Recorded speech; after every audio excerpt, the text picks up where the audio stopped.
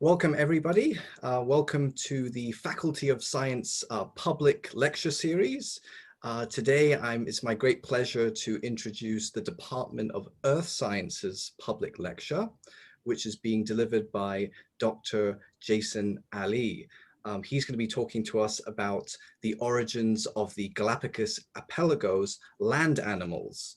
Jason is a geologist and he's worked extensively in regional geology and most recently in biogeography.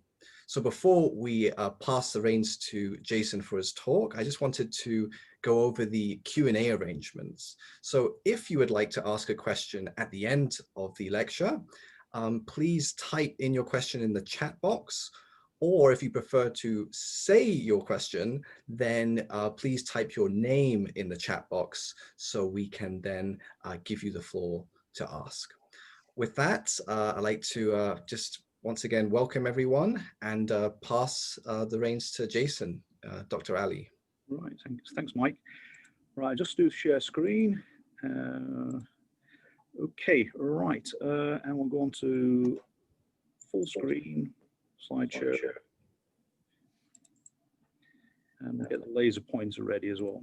Okay, so Michael asked me to give this talk today, and it was rather fortunate in that I'd just been finishing off a research project with a colleague from Germany, and I mentioned it to him, and he said it sounded rather interesting. So here it is. So this is hot off the press research, which I think is useful to expose people to. Okay, so I'll be talking about the origins of the Galápagos Archipelago's land animals.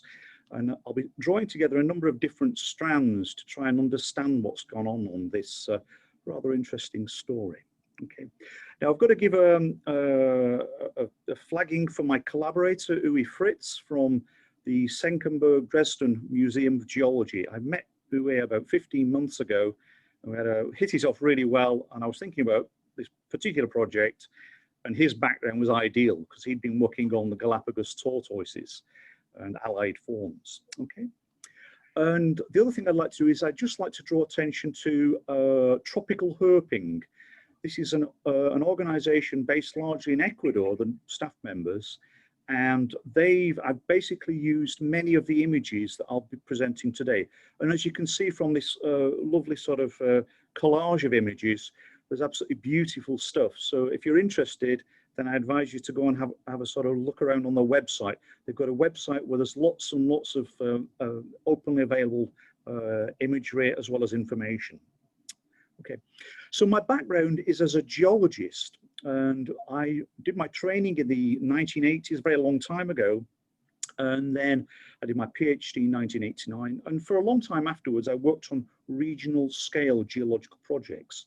And then around about 2006, I began this transition to a biogeography. A biogeographer's look at how and why life is distributed around the planet. And in the last 5 years, I've focused almost exclusively in this area. So I'm mainly interested in the land animals on the marine islands. Now, the reason I mention this is I think that we're living in a world in which careers are not fixed. So, and this is just to remind you that, you know, basically my career has transitioned, taken a change. And now I teach earth sciences, but my research is focused on biogeography. Okay.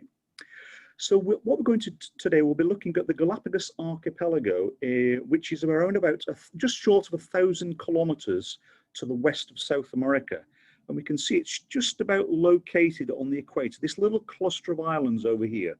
So they're quite some distance, 930 kilometers. That's about half the distance from Hong Kong to Beijing. So it would take probably about an hour and 15 minutes to fly there in a jet plane. Okay. Now the Galápagos Archipelago became famous through Charles Darwin, and this was the research they wrote up subsequent to the voyage of the Beagle, which lasted from the latter part of 1831 through to October 1836. So we spent 5 years away. Now we must remember that most of the work that Darwin and the crew he was sailing with involved surveying of the ports in the eastern side of South America. Effectively, they were wanted to try and get very detailed maps so that the British could trade more easily. It's very important to be able to sail into these ports and know exactly what the ground conditions are, or the subsurface conditions are. And the rest of the round of the world trip was pretty much an afterthought. In fact, they weren't really sure whether they were going to return back to the UK after doing this, or whether they were going to continue on around the world. So Darwin actually spent, or the crew only spent, around about 5 weeks on the Galapagos Islands.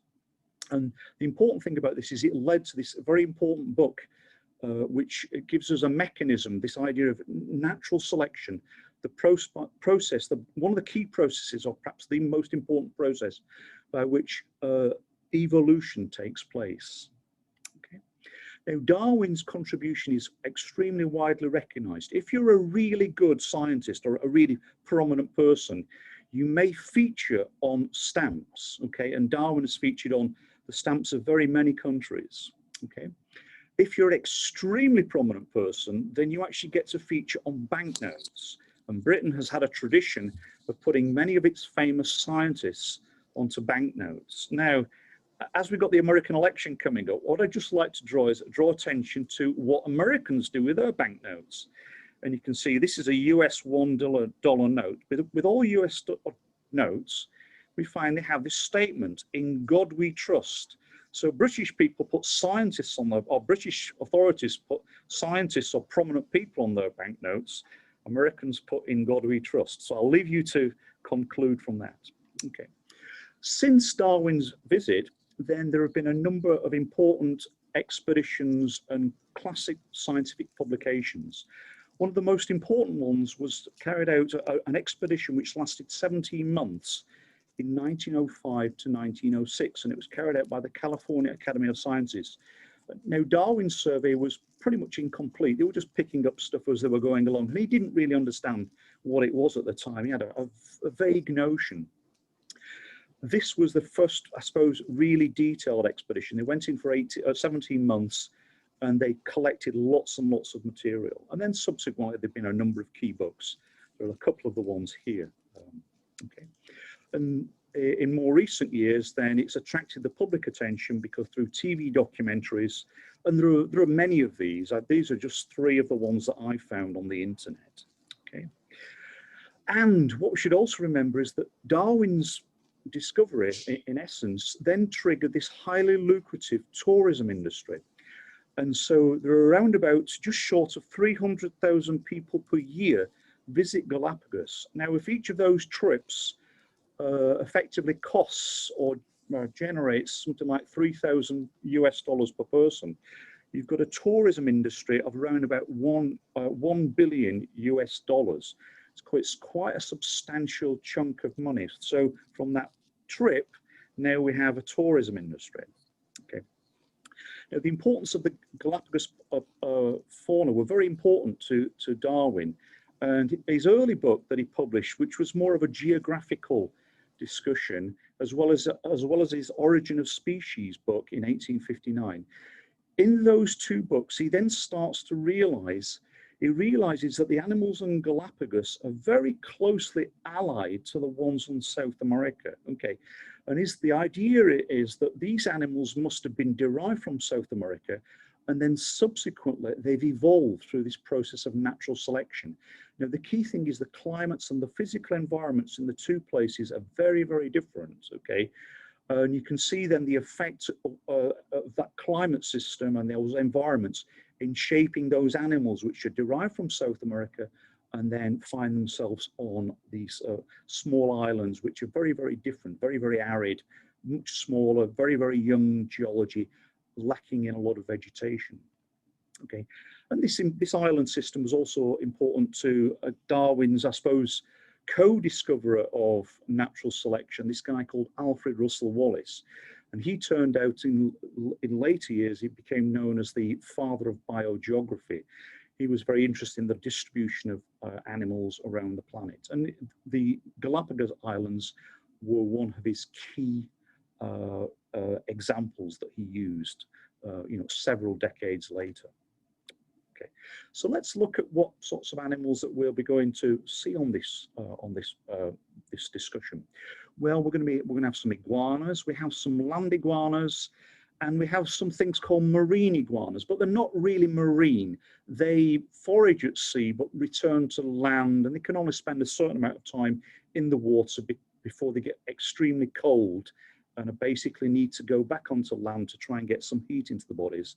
There are also some racer snakes, the very famous giant tortoises, these things called lava lizards and geckos, and there are even a small number of rice rats. Unfortunately, we've lost some of the rice rats because of animals which were brought in by the Europeans, and those have subsequently displaced them, or in fact killed them off. Okay. But we know that they exist because of the accounts, and we can also find them in cave deposits as well. So we've got a very good handle on this information. Okay.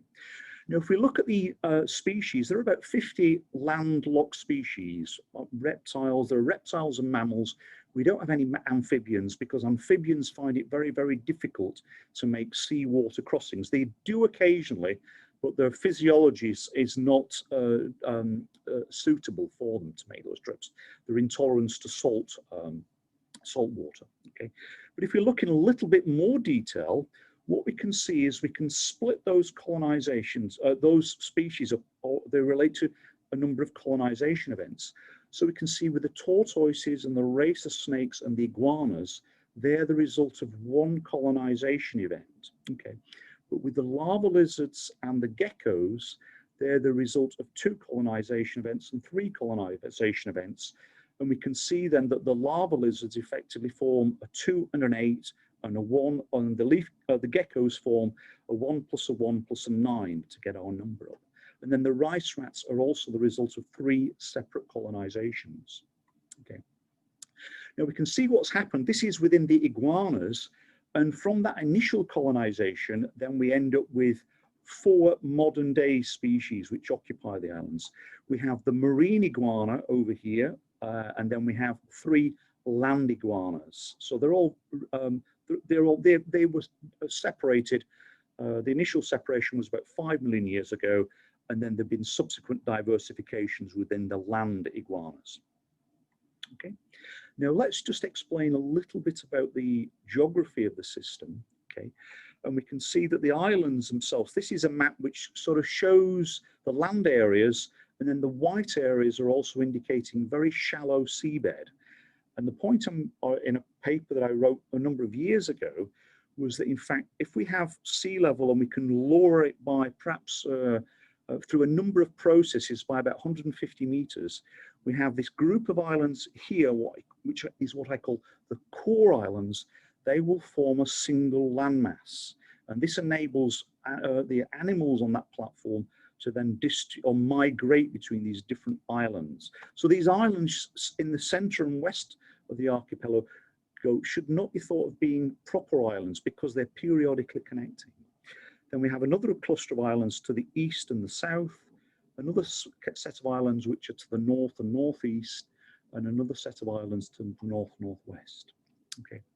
Now, if we look at the island areas, we can see that the areas vary from around about 1 square kilometre for Darwin and Wolfe, and then we come through to the largest island, which is called Isabella, and that has an area of around about 4,500 square kilometres.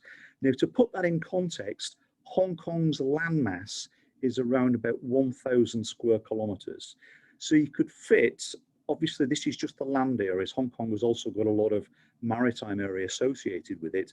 But if you carefully packed all the land in Hong Kong, you could probably put the whole of Hong Kong, if you jammed everything together, probably in this large bulb at the southern end of Isabella. Okay. The next important piece of information to look at are the ages of the islands.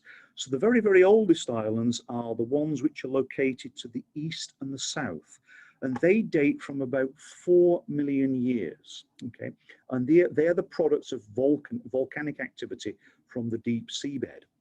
If we go across to the island of Fernandina over here in the west of the archipelago, then the islands here are very, very young. They date from the oldest parts of Fernandina are about 70,000 years old, and there are still active volcanoes across the length of the adjacent island of Isabella, as well as on Fernandina. Okay, so these are volcanically active, and then we can see the islands to the east, they are non-active systems. Okay, right. Now, how did these animals get there? You know, if you go back to a research paper from the 1950s, there was a character called Vinton, and he summarized the different sorts of ideas. And there are two ways that you can get the animals there. You can either walk them across on a land bridge, or you can float them across on either tree trunks or large vegetation rafts. And you can see at these are key workers, and some of these names won't be familiar. In fact, they're not familiar to me, but they're key workers in the history of, I suppose, biogeography. And we can see certainly Darwin and Wallace. Hooker's, again, a very famous biologist. But there are a number of people who fall into either camp. Those who believe that there were land bridges, and those who believe the animals got through rafting or floating. Okay. Now, we have to think a little bit about the requirements for each of those. So we've got to remember our causeway needs to be at least 930 kilometers long, which is a vast distance. This is the bridge across Lake Pontchartrain in Louisiana. And we can see, I'm not sure the length of this, but this is a very long structure. But you're talking about something which is just dwarfs this. So we need physical evidence for its existence. Practically everybody on the planet has heard of the Loch Ness Monster, right? But there's not one jot of evidence that this thing exists. In fact, if there were, it would be fantastic. I would love it. But unfortunately, there isn't any evidence, but so we need physical evidence. The other thing about land bridges is if you can get to the on-ramp of the land bridge, there's a very good chance you can make it all the way across. Land bridges do not discriminate about what passes along them. So as I said earlier, we don't have any amphibians, and we don't have any very large mammals. Okay, these organisms could very easily migrate along the land bridge, and so this is a good counter argument for the land bridge not existing. And then the other issue is that primary colonizations, the colonization from the land to the sea, needs to have been done within a very specific window.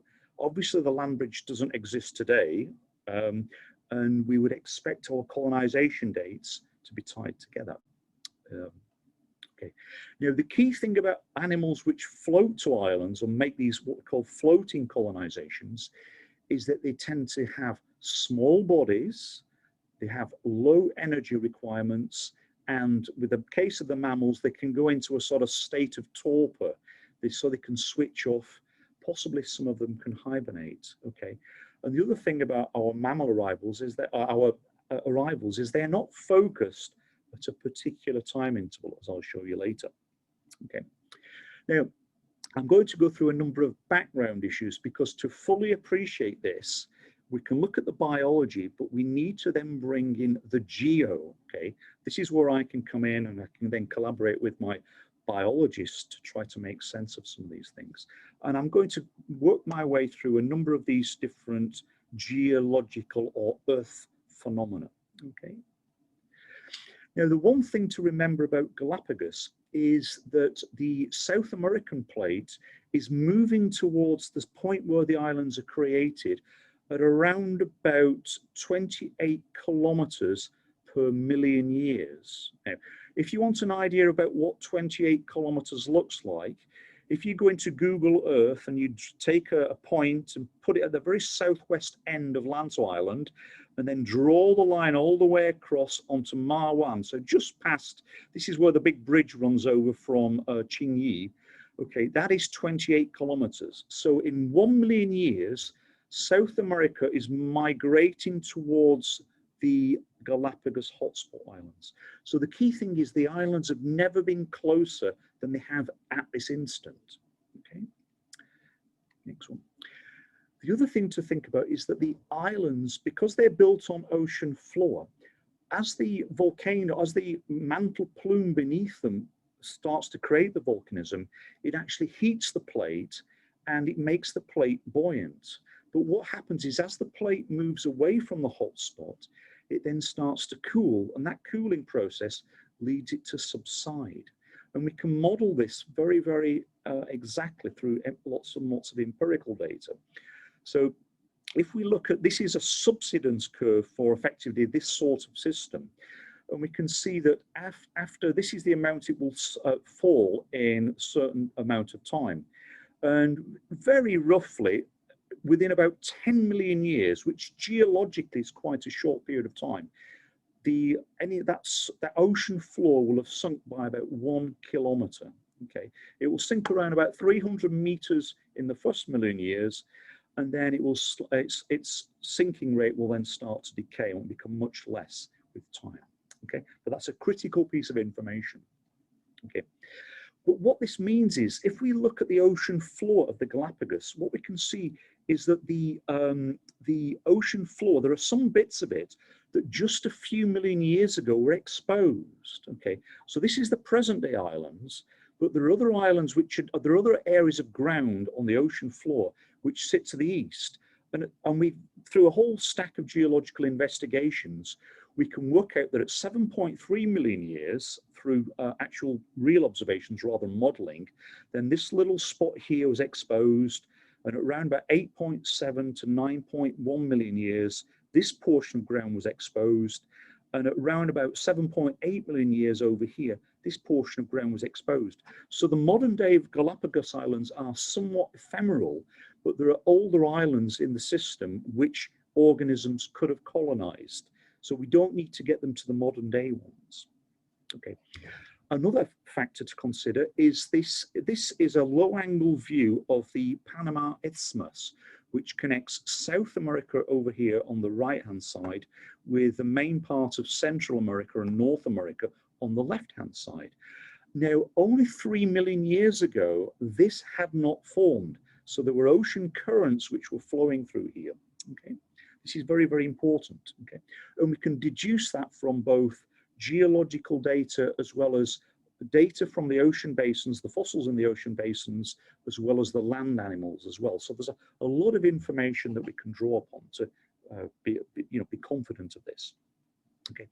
The next rather interesting one is there's a possibility that there was in fact a seaway through this gap in southeast Mexico, which would have connected the Caribbean through to the Pacific.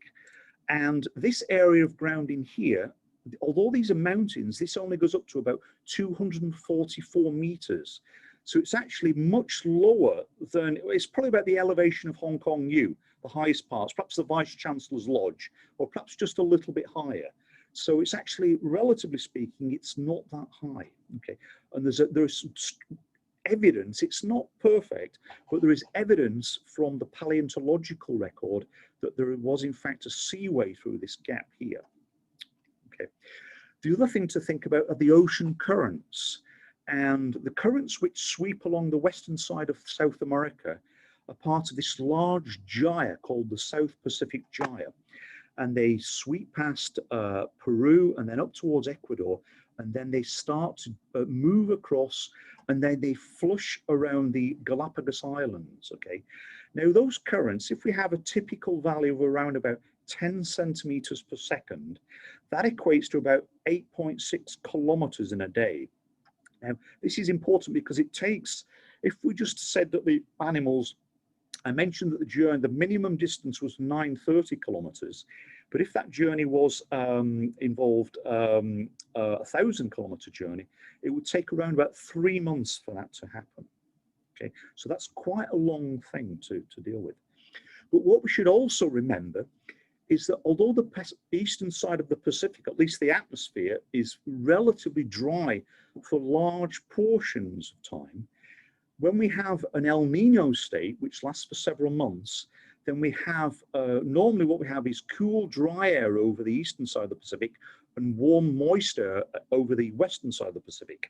But every several years, then we end up with a system inverting itself, and we end up with wet, humid conditions on the eastern side of the Pacific as well as in the Galápagos Islands. And we know from geological data, we can trace this back to for at least the last about 6 or 7 million years. So we know it's going on in the recent geological past. Okay. Right, now we're going to transition over and we're going to switch to bio. We've introduced the geological background. We're going to look at the bio, and we're going to be looking at the DNA differences between organisms. And we're drawing upon the very earliest work, which was done by Watson and Crick in 1953. There's some fantastic documentaries on these two and what they got up to in terms of working out the structure of DNA. But the key thing with DNA is we can then start to compare the relatedness of different species. Okay, the greater the difference in the DNA, the greater the difference between the species. And what this means is that we can then try to place all of the creatures, or certainly with the easily accessible, easy studyable vertebrate species, and we can place them in these very large scale trees. So this is the primate tree. So you can see over here we have the lemurs, okay, the lorises down here, then the lemurs, then we have the New World monkeys, and then we have the Old World primates, which include the monkeys as well as the apes. Now we can look in a little bit more detail over here. So let's look at the ape. There are two families of apes, okay, and I've got diagrams over here, some pictures over here showing chimpanzees, humans, gorillas, orangutans. This lady is a lady called Elizabeth Montgomery. And when I was a youngster, about 10 or 12 years old, I fell in love with this lady when she was on TV. She used to star in a television show. So I thought, if I have to have a representative of human beings, I'll pick Elizabeth Montgomery, my sort of childhood sweetheart. And then we look down here, we can see the gibbons over here. So we can then look at the relatedness of these different, the chimpanzees, the humans, gorillas, and then the orangutans, and then we have the gibbons over here. Now, the other thing that we can do is we can then take those trees and calibrate them. So we can not only work out the relationship, but we can work out when the different branches of the tree then started to diversify. So we can see with this particular tree over here, then the diversification between the chimpanzees, the chimps, and the bonobos took place about 2 million years. And then the common ancestor of the humans and the chimps then split around about 6 million years into the humans and the chimps and bonobos. And then we can go back a little bit further, and our relationship with the gorillas, our common ancestor, at this point here, the split then is about 9 million years. And then we go further back in time, around about 15, 16 million years, our relationship with the orangutans, and then much deeper back to the gibbons. And we can do this now with large portions of the terrestrial vertebrate record, okay? So these are the apes, and then these are some of the iguanas from the Americas area, okay? Now, what we're able to draw upon, Uwe and myself were able to draw upon a whole series of recent publications. It's just only the last few years this data has emerged. We couldn't have attempted this perhaps 10 years ago because the data wasn't available. But we've been extremely lucky to be sat here, and all of a sudden, a whole series of studies have emerged in the last 5 years or so. Okay. And we can look at the colonization records now for these different organisms on Galapagos. The racer snakes and the rodents have got relatively simple ones. The lava lizards and the geckos, slightly more complex. And then the tortoises and the tortoises and the iguanas are the typo in here. The tortoises and the iguanas are a little bit more complex. Okay, I need to correct that. Okay. So with our racer snakes, this is one of our phylogenetic trees, okay? Now, all of the species in here are the ones on Galapagos. There is just one member of that group of organisms which lives on mainland South America.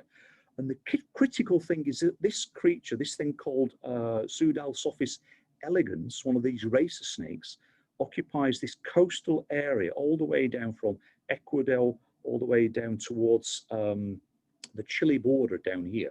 So almost, so our organism then must have basically come in, been washed across this off this coastline, and transported across to the Galápagos Islands. So perhaps the minimum distance would be about 1,000 kilometers. Now, if we go across to look at the rodents, then we can see again, most of the ancestors and most of the nearest relatives are located on this western side of South America, okay? And with one of the rodent colonizations, then we can infer that the colonization distance was about 1,500 kilometers, because its nearest relative is sat at this point here. It could have come from down here, but its nearest relative is here. So this straight line distance or great circle distance is about 1,500 kilometers, okay? Now with the geckos, we have 3 colonization events. We can see that our geckos are not, on Galapagos, are not directly related to each other. They've got gaps. If we go through this sequence of species, we can find that they're separated by species which exist on the mainland, okay? So we've got 3 separate colonizations, but again, they're all coming off the western side of South America. Again, relatively simple. This is slightly more complicated, but still relatively simple, okay? And we can look at also the lava lizards as well as the geckos have these similar sorts of histories. Our lava lizards, again, they're coming off the western side of South America. So not unsurprising, these journeys, these are relatively straightforward, but again, you were talking about 1,000-kilometer journeys these organisms have to make. Now, the tortoises become quite a lot more interesting because the nearest relative to the Galapagos tortoise is this thing which lives down in southern South America. It occupies the lands of Argentina, Bolivia, and Paraguay, and its name is Chelenoides chilensis. But the rather funny thing is that this animal does not occupy Chile, okay? So it's got the name chilensis, and it must be confusing to non-specialists. But we can also see it's much, much smaller. It's typically no more than about 25 centimeters, about this size. So it's nothing like the size of these giants that we see on the Galapagos Islands. So that's a bit of a problem, okay? This is not a straightforward issue. But if we look in detail at these molecular clocks, we can then start to see the splits. These are a couple of studies. One of the split is around about 14 million years. And in another study, the split is around about 19 million years. So all of a sudden, we've got a lot of time comes into play.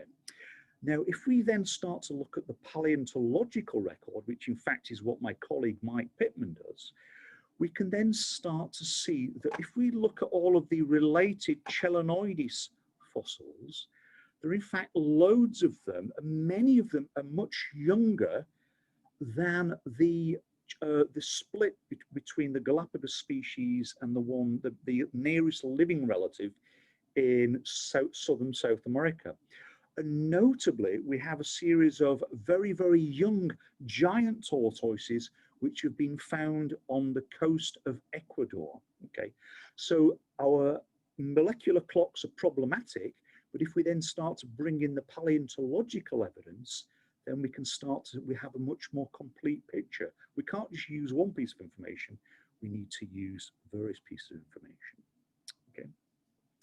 Now, our iguanas again have this remarkable story. And actually what I'd like to do, I'm not a reptile expert or anything, but when I was searching on the internet for an image of this species over here, the iguanas, one of the iguanas which occupies the Yucatan Peninsula, I was amazed. It was if like it had the perfect color scheme for my figure. Look, it's got a bit of green in it, a bit of red, bit of greeny gray, and I thought this is perfect. This animal it just fits the diagram exactly as I need it. Now the thing is that the split between the ones which occupy the Yucatan Peninsula and the ones which are on the Galapagos Islands is dated around about 8.6 to about 10 million years. So this is quite old, but again, what we have to do is you have to remember that potentially there was a passageway through this gap in here, the Tehuantepec Isthmus, and it's possible also that the animals could have washed in through this gap in here. There is another explanation. It could be that the ancestor of these two groups of organisms, the ones in the Yucatan and the ones on Galapagos, it's possible that a common ancestor occupied a more conducive location, and then subsequently the descendants then dispersed to this island, this area here, as well as the Galapagos. So There are, there are alternative explanations for this, but we need to bring all of the evidence onto the table to at least try to look at these things. Okay. Okay, so we've looked at where do these organisms come from? Now, the next thing to look at is the ages of the colonizations. Okay, now the thing is, the islands which are less than 4 million years, the arrival could have been on an existing island. If we look at the older ones, the ones which are greater than 4 million years, they could have involved a now sunken landmass. And if we go back to this diagram I showed you earlier on, we can see that the very oldest islands in the Galapagos chain, the modern ones, date from about 4 million years. This island over here, San Cristobal, is about 4 million years. And then Espanola down here is about 3.5, and then Floriana over here is about 2.3. So some of these relatively young colonizations, if they're less than 4 million years, they could have been on one of the existing land masses. Okay.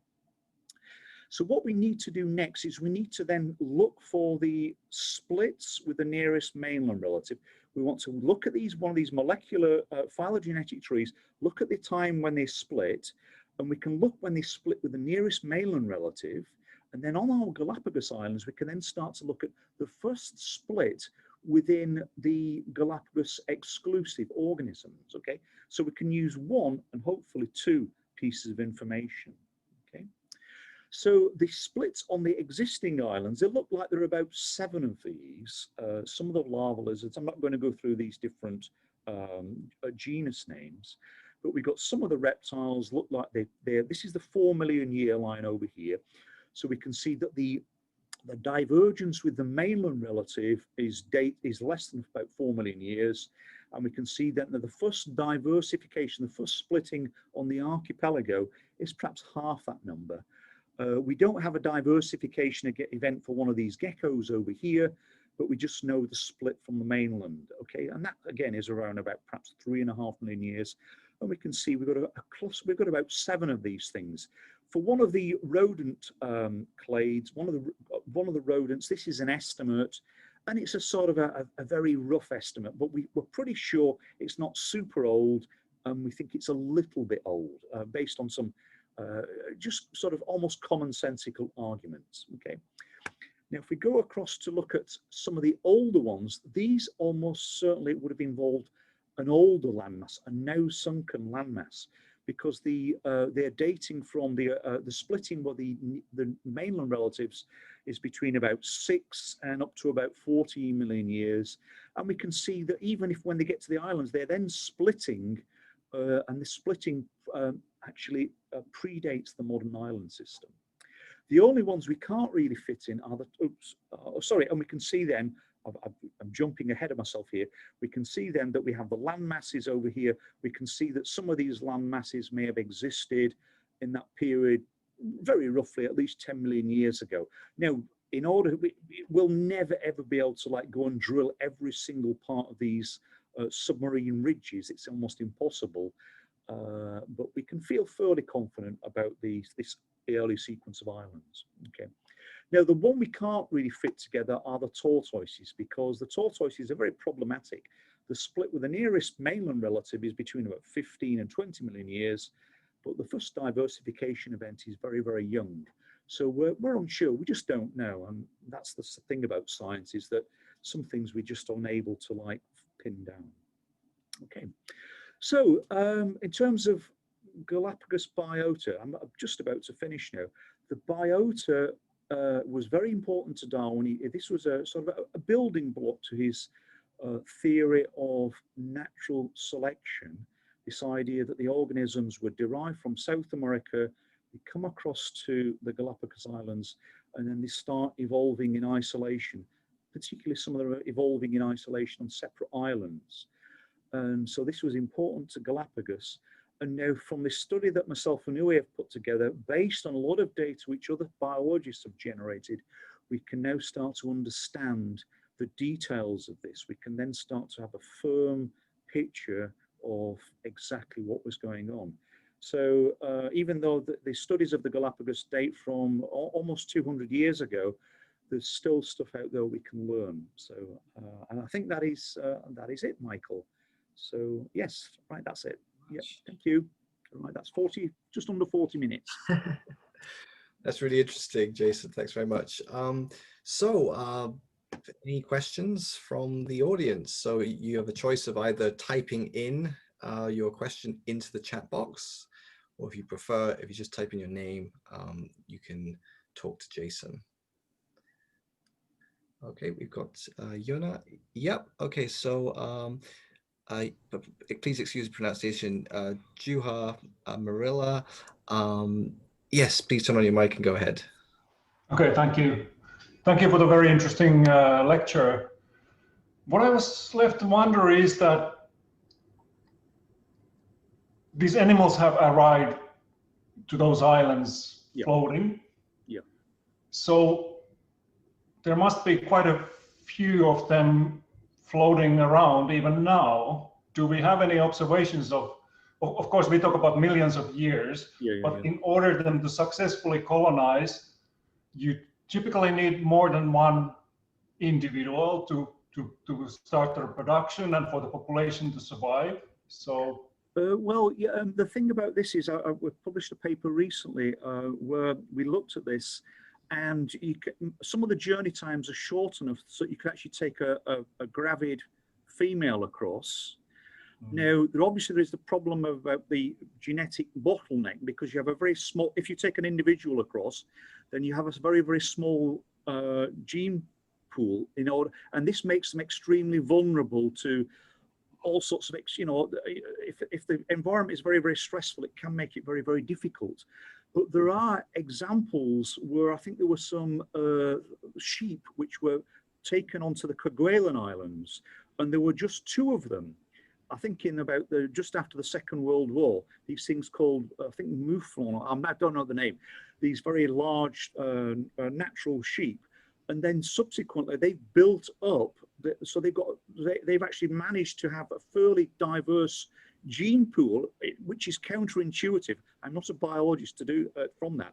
But again, there are incredible examples with small gene pools, like the cheetahs are supposedly all evolved from about 11 individuals from about 6,000 years ago. So you can actually if you wanted to, well, you wouldn't want to do it, but you could chop a leg off a cheetah and stitch it onto another 3-legged cheetah, and there would be no problems with the skin grafting. Okay, nice. So this issue of obviously these things are getting there because of, and partly because of the the alternative explanation is very, very difficult. But it's not impossible. I've got pictures of large rafts of vegetation, which are literally hundreds of meters, and they support large trees. And so we tend to think of the odd tree, but in fact these are very large things which are coming off. And so the other thing about geological time is if on a human time scale something is very low probability, if you then throw in geological time, then you have a high, basically almost becomes a certainty. You've just got to keep throwing the dice. And so, but the other thing as well is the organisms are all, they've all got there's a whole series of biological properties associated with them, which means that they're better adapted. Some organisms will never make those journeys. You're never going to take a chimpanzee on a long journey or a giraffe. It's impossible. They're all going to be small-bodied, tend to have very, very low energy requirements, possibly can hibernate. So yeah, that's why we don't. But yeah, I mean, we've got. Yeah, I completely agree. It's just fascinating to think about that there must be even now some animals making these transitions. Thank you very much. Yeah, thanks for the question. Great question. Yeah, I think even in our recent time with the tsunami in Japan, they were finding organisms on the coast of North America. So that's some very recent records. Okay, Jason, we've got a question for you. Obviously, your talk was about the Galapagos land animals. Yeah. But we have a question from Chiu Ying Lam, who wanted to ask about the birds. Maybe if you came across any insights from just general reading. Obviously not the subject of your talk. But yeah, it's very much easier for, but I mean, birds, a lot of birds don't like to cross water barriers, okay, but some birds can make the trips.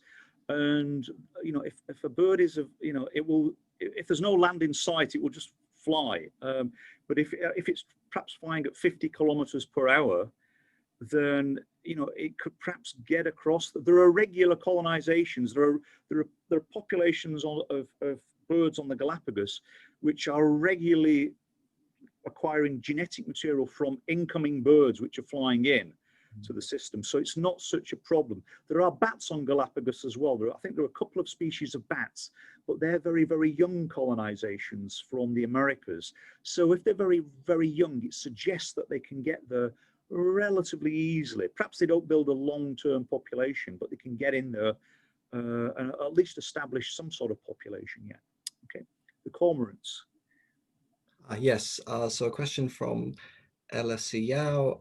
I read that the cormorants there are now flightless with shrunken wings as they no longer have to fly since there are no predators. Yeah. Are there any other birds? Oh, so you've kind of touched on that. Yeah, there are quite a lot of other birds. I mean, there's some classic land birds. And obviously there's some birds as well, which is, there's a lot of seabirds which are out there as well. But the classic one are Darwin's finches. And so they're the ones which, again, a single colonization event. And I think there are about 16 species which have subsequently evolved. And because they can dance around the different islands, they have been able to like go into isolation. The key thing about the creation of species, speciation, it's really good if you can put a population into an isolated area and separate their gene pools, and then they can so the gene pools are not mixing, and then the local environments then can start to mold them, and then over a relatively short period of time they will then start to diversify relative to their closest relatives. So but there are quite a few birds out there, but I can't remember all the details of the names. A lot of seabirds for definite. Yeah. Cool. Yeah, I think maybe another thing is with the birds, you have to see what kind of birds. Not all birds can make the really big distances, Yes. but obviously some can. Okay, cool.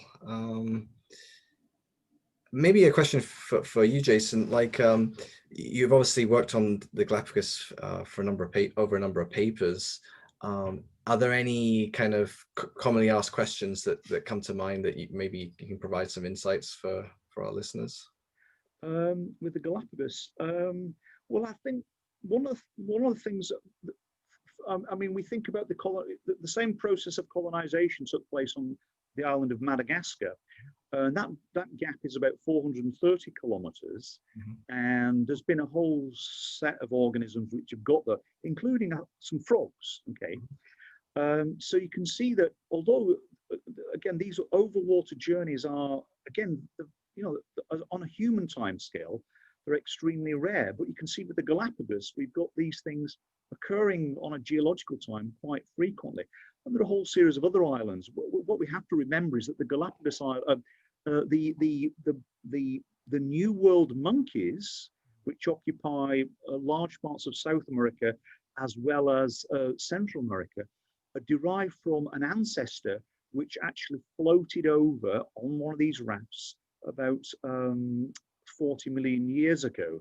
Now, the organisms which went across would have, in fact, there are relatives, the living descendants of this are actually in the Hong Kong Zoo, these things called marmosets. And they're not much bigger than your fist. They only weigh about 200 grams. So we tend to think of monkeys as being quite large organisms. But in reality, these are very, very small creatures. And so their energy requirements are very, very, very low.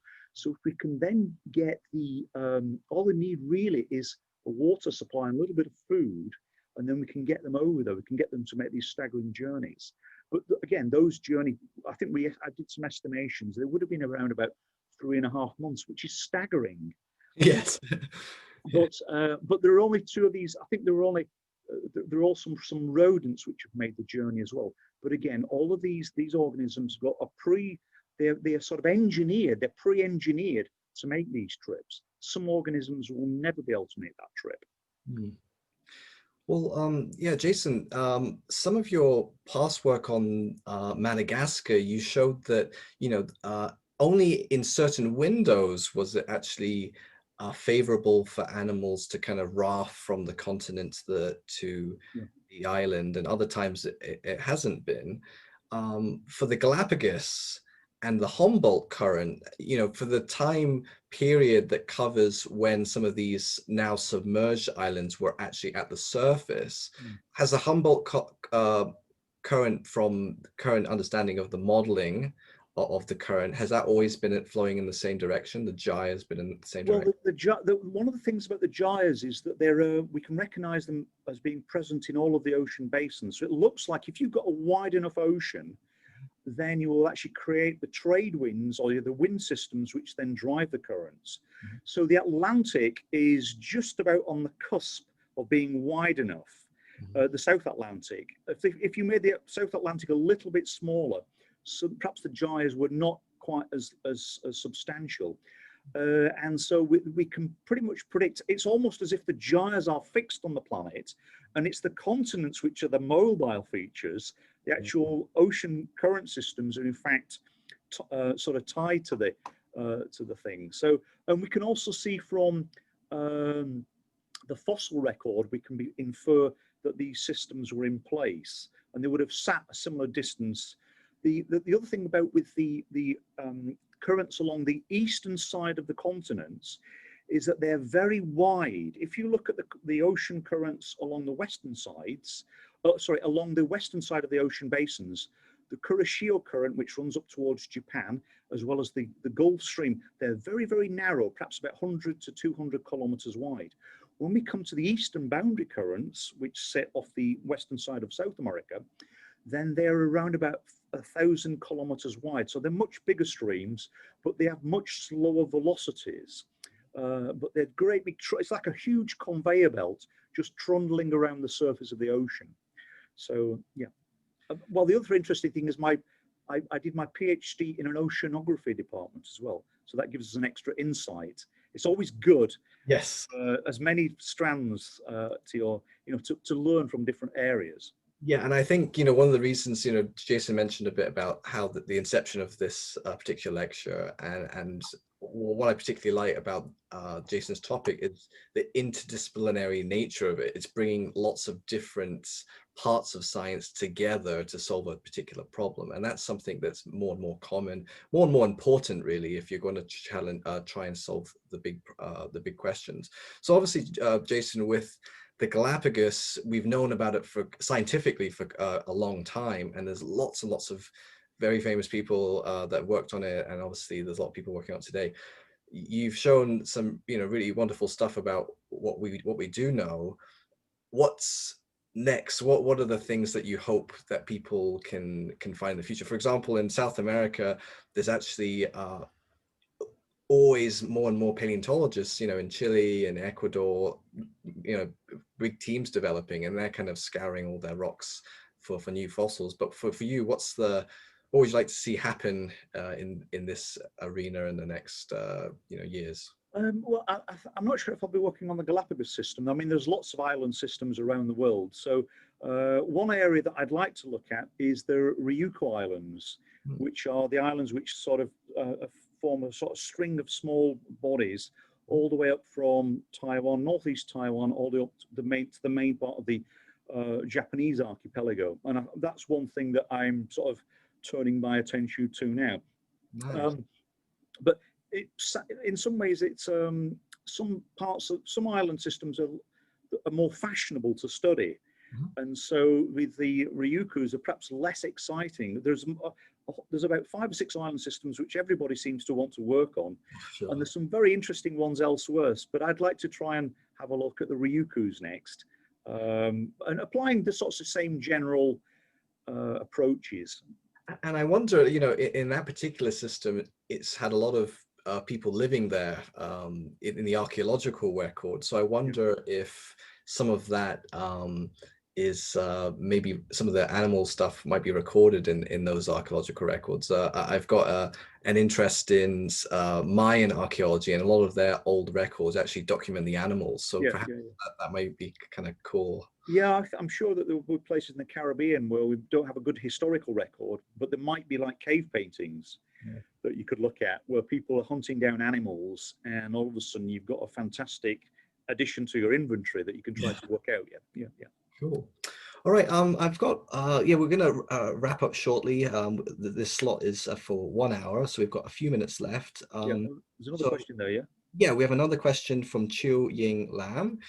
Could you remind us whether El Nino is a positive factor favoring the transition of animals? I thought it would reduce the strength of the easterly winds in that area. So a little bit of a technical question, but what do you think? Okay, well, El Nino, it's not really going to affect the ocean currents because, again, they're part of this large gyre system, and it's not going to really sort of slow everything down. But the key thing with El Nino is it brings heavy rainfall. So when our raft sets off, okay, it will probably lead to lots of wash-off events on South America, you know, because you're going to get large trees uplifted, flooding of the coastal areas. But then for that journey across, then you're going to be feeding lots of rain into these rafts. So it then makes it a much more easy environment for the organisms to survive that journey. So I would, in fact, if it was me, I would be expecting El Nino to be acting positively. I think during the dry phases, then it's highly unlikely because you're not going to have the same big wash-off events, and you're also going to make the journey across very, very challenging. You know, it's a bit like going on a cruise without any drinks. So yeah. Cool. Right, cool. Thank you. Yeah. Chewing's just said thanks. Cool. Well, great. Just see if there's wait a sec. If there's any more questions. I think if not, then I'd just like to take the opportunity to thank Dr. Ali for a wonderful talk, and obviously everyone here for attending. We've included a few links in the chat to our department's website, our Facebook, and also if you are interested in studying geology or Earth system science, links to YouTube videos about our majors. So with that, thanks very much, Dr. Ali, again, and thanks everyone. Have a good evening. Thank you very much. Okay, bye-bye.